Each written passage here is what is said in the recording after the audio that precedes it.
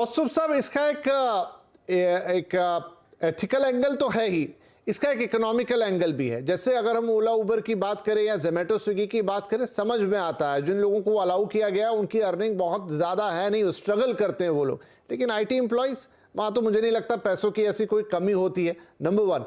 Number two, एक तरफ तो दुनिया में बात हो रही है वर्क लाइफ बैलेंस की। हमने अभी देखा कि वो 6 देशों में एक एक्सपेरिमेंट चल रहा है जहां पर आप 4 डेज अ वीक की बात कर रहे हैं, ताकि इंसान को ज्यादा वक्त मिले थोड़ा सा काम से अलग अपने फैमिली के साथ समय बिताने के लिए, ताकि वो बेहतर तरीके से आके 4 दिन में अपनी प्रोडक्टिविटी बढ़ाए। ये उसके बिल्कुल उलट कॉन्सेप्ट है कि आप दिन भर काम करें और फिर आप देखिए काम तो कर ही रहे होंगे ना, तो अगले दिन भले ही आप एथिकली शायद आप आईटी कंपनी में और आप कह दें मैं तो रात को गाड़ी चलाऊंगा जी, ठीक है ये आईटी के साथ नहीं कर रहा, लेकिन आप रात भर जग के गाड़ी चलाएंगे तो अगले दिन क्या अपना काम ठीक से कर पाएंगे? ये सवाल भी आएगा। देखिए, मुझे ऐसा लगता है कि ना after Covid work and life, ये एक वर्क लाइफ बैलेंस, ये लोग बहुत बात करने लगे हैं। उसके बाद मुझे ये भी लगता है कि कोविड के बाद कॉन्ट्रैक्चुअल एम्प्लॉयमेंट और जैसे काम करने का तरीका है हर एक कंपनी में, इसको चेंज करने की बहुत जरूरत है। बिकॉज हम लोग ने ये कर दिया कि अडेप्टेबिलिटी हमने दिखा दी कि इंडिया बहुत जल्दी अडेप्ट कर लेता है, लोगों को घर से काम करने हमने बोल दिया कि people can work from home. लेकिन उसके साथ एक कॉन्ट्रैक्चुअल एक बाइंडिंग जो होता है वो हमने एक तरीके से हमने मान लिया है कि आदमी को एक कॉन्ट्रैक्चुअल एम्प्लॉयमेंट, मेरे साथ अगर वो काम कर रहा है तो 8 घंटे मेरे लिए काम करे, लेकिन जो 16 घंटे उस आदमी के पास है तो उस 16 घंटे में वो क्या करे, वो उसकी इंडिविजुअल लुकआउट है। और मेरे ख्याल से हम लोग ना इसको बहुत एक बहुत लीगल एंगल से और बहुत इसकी तरफ से अगर देखें तो I think we are moving towards a change and transformation is coming. And contractual employment जो होता है कि उस हिसाब से हम लोग अगर देखें तो आदमी क्या करे उसके बाकी के वक्त में, वो उसका खुद का इंडिविजुअल पॉइंट ऑफ व्यू, अगर उसको उसी, और अगर मैं आईटी एम्प्लॉय हूं तो मैं आईटी में ही काम कर सकता हूं। और मुझे अगर उसमें डेफिनेटली उसके अंदर रूल्स एंड रेगुलेशंस लाने चाहिए, लेकिन मुझे नहीं लगता ये मूनलाइटिंग कोई खराब चीज है। उसमें इट इज बेसिकली हमें एक थोड़े से रूल्स रेगुलेशन, एक थोड़ा सा उसके अंदर कॉन्ट्रैक्चुअल ऑब्लिगेशन डालना पड़ेगा। लेकिन उसमें अगर हम लोग बोले कि उसने कोई क्राइम किया और उसको नौकरी से निकाल दे, अनलेस एंड अनटिल मैंने उसको कोई चोरी की है, मैंने कोई कोड चुराया हो, नहीं। लेकिन अगर मैंने किसी दूसरे का, मेरे को अगर, जैसे आपने जोमेटो की बात की, ओला उबर की बात की, अगर ओला उबर में अगर बंदा है वो अपनी स्किल का इस्तेमाल, वो ओला में भी गाड़ी चला रहा है, उबर में भी गाड़ी चला रहा है। लेकिन अगर मुझे टेक्नोलॉजी में, आईटी में, अगर मुझे सिर्फ आईटी ही आता है तो मैं वही चीज अगर किसी और कंपनी में काम करूं तो उसमें मुझे नहीं लगता कोई गलत काम है। उसको हमें एक्सेप्ट करने में टाइम जरूर लगेगा। लेकिन इसमें मैं दिलीप चरियन साहब फिर से जाऊंगा एक सवाल लेके। अच्छी बात है, ओला उबर का ही उदाहरण लेते हैं, क्योंकि इस चीज को समझना तो जरूरी है कि मेरे पास 24 घंटे हैं। अब मैंने 6 घंटे की शिफ्ट या 8 घंटे गाड़ी चला ली ओला की, मैंने अगले 8 घंटे चला लिया उबर का, तो क्या मैं उसके अगले 8 घंटे में जब वापस से ओला के पास जाऊंगा और मेरी इफिशिएंसी डाउन हो गई, यहां तो मैं 4 पैसेंजर्स को लेकर चल रहा हूं, मुझसे कोई गलती हो गई, कोई एक्सीडेंट हो गया, वो वाला एंगल की भी मैं जरूर बात करना चाहूंगा कि क्या आदमी की एक कैपेसिटी है काम करने की। मून लाइटिंग में आप उसे अलाउ तो कर रहे हैं, लेकिन क्या उसको दूसरी जगह काम करने के बाद इस कंपनी के लिए, 1 नंबर की कंपनी के लिए, उतनी ही इफिशियंसी उसमें बचेगी, उतना ही उसके पास विलिंग पावर बचेगा, या ये चीज फिर कैसे देखेंगे इसको? देखिए, एफिशिएंसी और एनर्जी की बात जब होता है तो जो भी व्यक्ति मूनलाइटिंग करता है, देखिए सबसे इजी काम, देखिए जो घर पे सिक्योरिटी गार्ड का है। अगर आपको ये पता चला कि सिक्योरिटी गार्ड जो नाइट ड्यूटी पे है वो दिन पे भी कहीं काम करता है, तो आपको पता चलेगा कि वो आपके घर आके वो सो ही जाएगा। तो अगर एफिशिएंसी की बात होती है, मूनलाइटिंग में सबसे इंपॉर्टेंट रोल है मैनेजर का।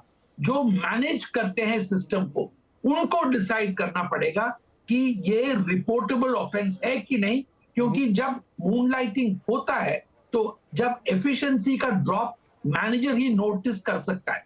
अगर कस्टमर नोटिस किया तो ये मान लो कि ये गलत है। राइट, ठीक है। तो आप कह रहे हैं कि वो मैनेजरियल लेवल पर देखना होगा। तो यहां पर बाली साहब, क्या इसीलिए अगर हम आईटी इंडस्ट्री, क्योंकि यहीं पे ये बहस बहुत ज्यादा गर्म हुई, जोमेटो तो ये काम करके हट गया, लेकिन उस सेक्टर में हमने ज्यादा इस पर बातचीत नहीं, आईटी में मामला गर्म हुआ। निशात साहब ने पहले कमेंट किया, वहीं पर हमने देखा टीसीएस और इन्फोसिस भी इसके पक्ष में नजर नहीं आए, लेकिन एक कंपनी थी, सीपी गुरनानी साहब ने कहा कि हम इसको देखेंगे, हम समझते हैं कि ये चीज ठीक है और हाँ इसके लिए एक पॉलिसी लेकर आएंगे। शायद वो उसी चीज की बात कर रहे हैं कि हम एक लाइन ड्रॉ करेंगे कि मून लाइटिंग कीजिए, लेकिन क्या कीजिए, किस तरीके से कीजिए, वो हम आपको बताएंगे। क्या ये तरीका ठीक रहेगा? देखो, जो सबसे बड़ा मेरे को मतलब ड्रॉबैक जो मून लाइटिंग का लगता है वो ये है कि एक कंपनी की तरफ आपकी कमिटमेंट नहीं रहती है। जब आप कॉम्पिटिटर के लिए भी आप फ्री टाइम में काम कर रहे हैं तो बहुत ज़्यादा इसमें एक इशू है। देखो, जहाँ तक ओला और उबर का जहाँ तक सवाल है, वहाँ पे वो उसी गिवन टाइम में वो दोनों ऐप लगा के करते हैं और ये लोग अपनी तरह से इंसेंटिवाइज करने की कोशिश करते हैं। अब आप मेरे को ये बताइए कि आईटी कंपनी ने अगर एम्प्लॉय रखे हुए हैं और मेरे को ये मालूम है कि ये आईटी कंपनी इतनी सारी चीज़ें करती है अपने एम्प्लॉयज़ के लिए, इतनी फैसिलिटीज़ क्रिएट करते हैं, सब कुछ करने के बाद उसके बाद जब पता लगता है कि एम्प्लॉय हमारे कॉम्पिटिटर के साथ भी काम कर रहा है, तो उनका वो जो पॉलिसीज हैं, जो एचआर के लिए वो काम करना चाहते हैं, वो सारा कुछ बहुत बुरी तरह से इम्पैक्ट होना शुरू हो जाता है। और दूसरी बात ये है कि ये सारी चर्चा जो शुरू हुई आईटी के लिए, बाकी मून लाइटिंग मान लो अगर लेबरर कोई एक्स्ट्रा काम कर रहा है, कुछ कर रहा है, जैसे आपने चौकीदार का एग्जांपल दिया, वो थोड़ी सी अलग तरह की कैटेगरी है। यहाँ पे बहुत ज्यादा सीक्रेसी और बहुत ज्यादा एम्प्लॉय कमिटमेंट की बात आती है, क्योंकि आपको क्रिएटिव होना पड़ता है। ऑर्गेनाइजेशन की तरफ जब आपका पूरे लगाव होता है तभी आप नई नई चीजें अच्छी तरीके से कर सकते हैं, एफिशिएंसी ला सकते हैं। तो उस केस में अगर मून लाइटिंग हम अलाउ करते हैं तो डेफिनेटली कहीं ना कहीं ऑर्गेनाइजेशन के साथ बहुत बड़ा एक कंप्रोमाइज करके चल रहे हैं। और दूसरी बात यह है कि अब एम्प्लॉय को भी ऐसा एनवायरनमेंट क्यों नहीं देते कि यार तुम लोगों को इतना बड़ा प्रोफेशन, इतनी लंबी आपका कैरियर लाइफ है, अगर आप यहीं पे ही अच्छी तरह से काम करोगे तो कल यहाँ भी आपको बहुत बड़ी ग्रोथ मिलेगी। जो आज की डेट में जितने भी सीईओज हैं या और वीपीज हैं अलग अलग कंपनीज के, उन लोगों ने भी तो एक कंपनी के साथ इतने साल रह के कमिटमेंट के साथ काम करके यहाँ तक पहुंचे हैं और आज उनकी जो सैलरीज और उनके ईसॉप्स और उनके जो रिटर्न है वो बहुत अच्छे हैं। तो ऐसा इनके साथ भी हो सकता है। तो हम ये चीज गलत कल्चर क्यों लाना चाहते हैं और उसको क्यों सपोर्ट करना चाहते हैं? मेरे हिसाब से तो एटलीस्ट आईटी में तो बिल्कुल भी सेंस नहीं बनती है और मैं इसको जनरलाइज नहीं करना चाहता हूँ, बट डेफिनेटली टेक कंपनीज में और इसमें नहीं होता। मैं आपको एक और एग्जाम्पल देना चाहूंगा जो कि बहुत इंपॉर्टेंट है। इवन जब हम कॉन्ट्रैक्टर्स को भी काम देते हैं जो कि बिल्कुल फ्रीलांसर होते हैं, हम उनको भी कई बार इंस्ट्रक्शन देते हैं कि आप अगर हमारा काम ले रहे हैं तो आप और किसी आईटी कंपनी का काम नहीं लेंगे या और किसी टेलीकॉम कंपनी का काम नहीं लेंगे। वो कमिटमेंट लेते हैं। ऐसे ही एम्प्लॉइज के साथ भी कमिटमेंट है, तो एम्प्लॉइज को कमिटमेंट ऑनर करनी चाहिए। राइट, सही है ये बात कि एम्प्लॉय को कमिटमेंट ऑनर करनी चाहिए। तो ये बहस शायद बड़ी बारीक सी बहस है। ये क्या सेक्टर स्पेसिफिक हो सकता है, ये किसी वर्क स्पेसिफिक हो सकता है, या इसे आप ब्लैंकेट एक ओवरऑल इंडस्ट्री पे लागू कर सकते हैं, ये थोड़ा रहेगा। और शायद अगर आप लागू करते भी हैं तो फिर वो मानदंड आपको तय करने पड़ेंगे कि किसको आप सही मानेंगे और किसको आप गलत मानेंगे।